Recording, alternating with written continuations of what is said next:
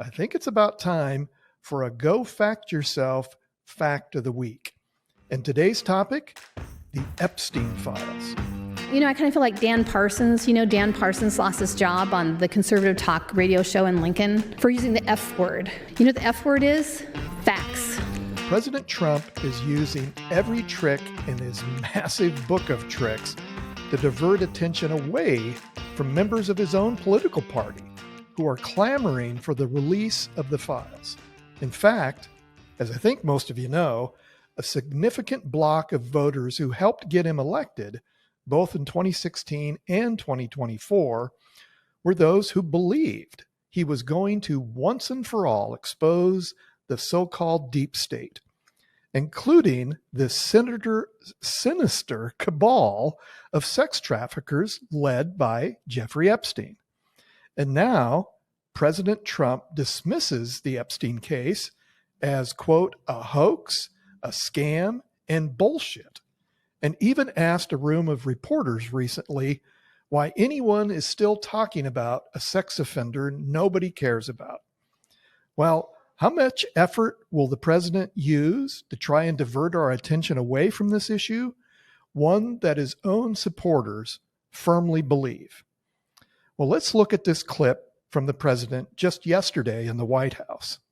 Producer Chase, roll the tape. Mr. President, do you support the Justice Department seeking a new interview with Ghislaine Maxwell, and do you urge the Attorney General to see her? I don't know anything about it. They're going to what? Meet her? Your Deputy Attorney General has reached out to Ghislaine Maxwell's attorney asking for a new interview. Yeah, I don't know about it, but I think it's something that sounds appropriate to do, yeah. Do you have any concern that your Deputy Attorney General, as your former attorney, would be conducting the interview, given...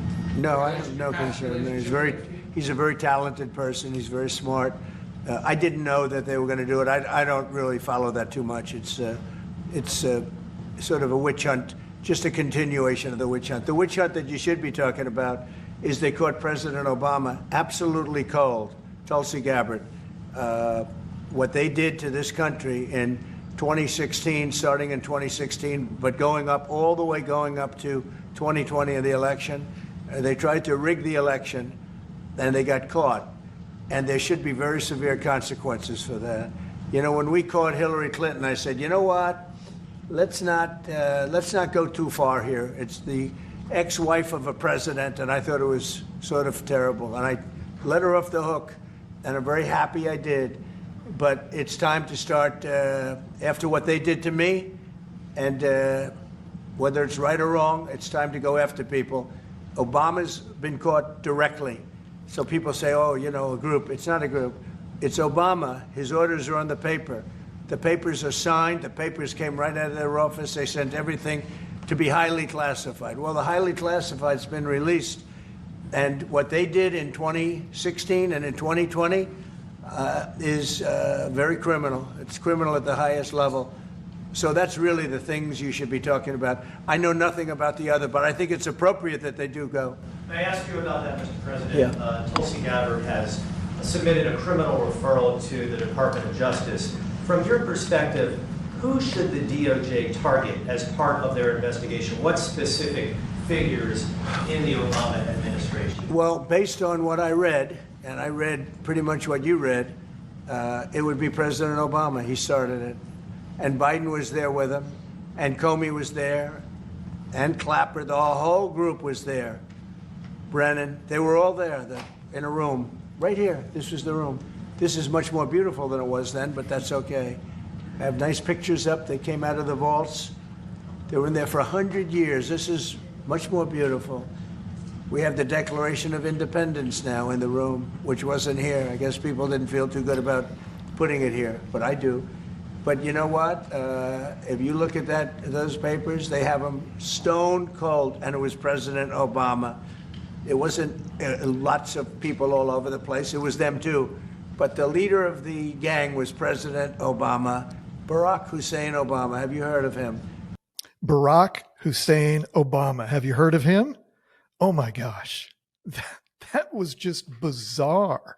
I mean, there's been a lot of bizarre news briefings in this room, this beautiful room. But that kind of takes that takes it to another level.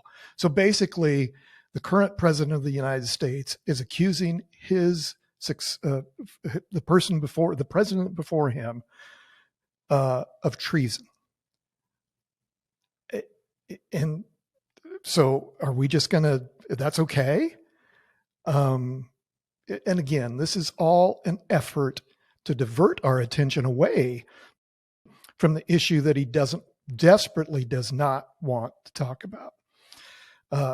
The most hated person among Trump's base is former President Obama. And he just accused him of being guilty of treason. He said, right or wrong, it's time to go after people. In addition to that spectacle in the White House just yesterday, Speaker Mike Johnson said he would shut down the House early for its summer recess to head off Democrat demands for votes on calling for the release of files into Jeffrey Epstein, in order to avoid what the speaker called political games. So this stuff matters. Who we elect to Congress matters. So we'll keep following and reporting on this issue.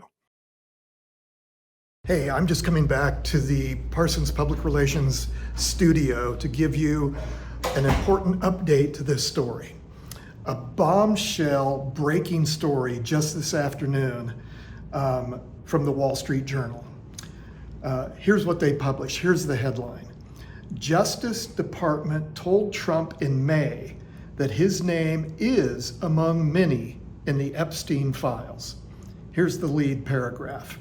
When Justice Department officials reviewed what Attorney General Pam Bondi called a truckload of documents related to Jeffrey Epstein earlier this year, they discovered that Donald Trump's name appeared multiple times, according to senior administrative officials.